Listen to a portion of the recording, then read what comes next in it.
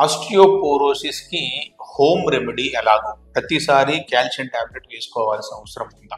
Home remedy అయితే the best treatment option కాబట్టి, తర్వాత మనకి సైడ్ ఎఫెక్ట్స్ ఏమి ఉండవు కాబట్టి కాల్షియంకి సంబంధించి హోమ్ రెమెడీ ఎట్లా తీసుకోవాలనే విషయం మీద మనం ఇప్పుడు చర్చించుకుందాం.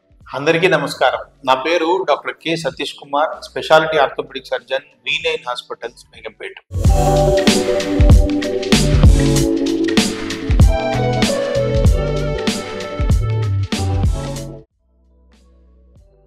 మొట్టమొదటిగా మనం గుర్తుపెట్టుకోవాల్సింది ఏమిటంటే, మన యాక్టివిటీ ఎంత, మన సన్లైట్ యాక్టివిటీ ఎంత.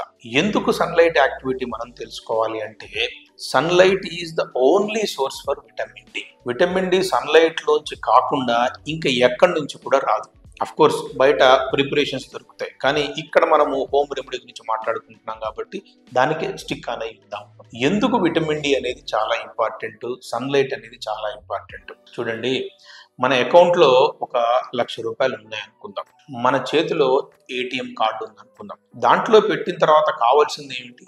Pin number. అక్కడ ₹1,00,000 ఉన్నా, ఏటీఎం కార్డు ఉన్నా, పిన్ నెంబర్ ఎప్పుడైతే లేకపోతే మనం డబ్బులు డ్రా చేసుకోలేమో, అట్లానే మనం తీసుకునే ఫుడ్లో ఎంత కాల్షియం ఉన్నా కానీ, తర్వాత మనకి కాల్షియం ఎంత అవసరం ఉన్నా కానీ, మధ్యలో విటమిన్ డి లేకపోతే కాల్షియం అనేది అబ్జార్బ్ అవ్వదు. ఇక్కడ విటమిన్ డి అనేది అంత ఇంపార్టెంట్. మేము కాల్షియం రిచ్ ఫుడ్ తీసుకుంటున్నామండి అని చాలా మంది అంటూ ఉంటారు.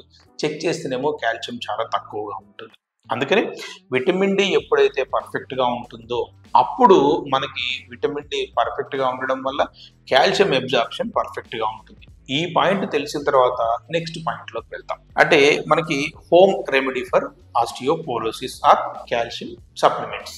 యూజువల్గా fresh fruits, fresh leafy vegetables are rich in calcium. తర్వాత రాగులు, నువ్వులు, బెల్లం, తర్వాత బాదాం అనేది రిచ్ సోర్స్ ఆఫ్ కాల్షియం.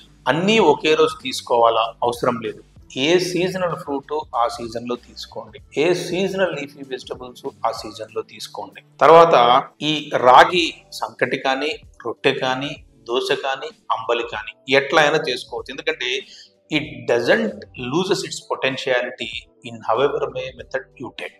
తర్వాత నువ్వులు క్వాంటిటీ అంటారా, మన కొంతమందికి నువ్వులు వేడి చేస్తాయి అంటారు. దాన్ని బెల్లంలో కలిపి తీసుకోండి, కూరల్లో వేసుకోండి, ఓకే, అట్లా మీరు తీసుకోండి. తర్వాత ఎక్కడెక్కడైతే మీరు పంచదార వాడతారో అక్కడ బెల్లం వాడడం మొదలు పెట్టండి. ఐరన్ ఉంటుంది, మెగ్నీషియం ఉంటుంది, కాల్షియం ఉంటుంది, మీకు న్యాచురల్ గా రెమెడీ దొరికిపోతూ ఉంటుంది. తర్వాత కాల్షియం రిచ్ ఫుడ్స్ కూడా తీసుకోవచ్చు.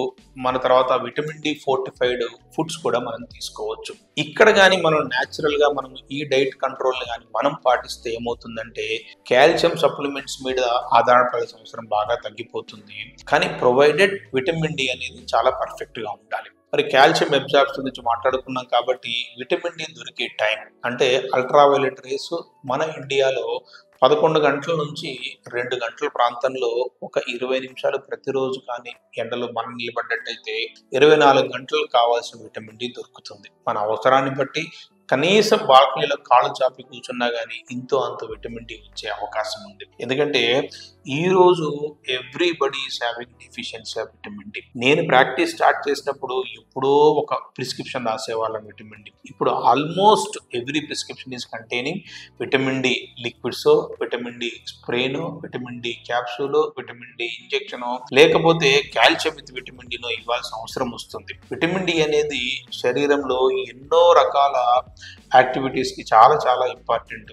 ఈజీ ఫెటిగబిలిటీ ఉంటుంది, అసలు నిస్సత్వ, కొన్ని రకాల న్యూరోమస్కులర్ జంక్షన్ యాక్టివిటీ కూడా విటమిన్ డి అనేది చాలా ఇంపార్టెంట్. విటమిన్ డి ఉంటేనే కాల్షియం అబ్జార్బ్ అవుతుంది, మీరు ఫుడ్లో తీసుకున్నా కానీ బయట నుంచి టాబ్లెట్ తీసుకున్నా కానీ. అందుకని ఏ వయసులో ఉన్న వాళ్ళైనా కానీ ఈ టైప్ ఆఫ్ యాక్టివిటీ మెయింటైన్ చేయడం వల్ల విటమిన్ డి అనేది పర్ఫెక్ట్గా ఉంటుంది, కాల్షియం అనేది పర్ఫెక్ట్గా ఉంటుంది.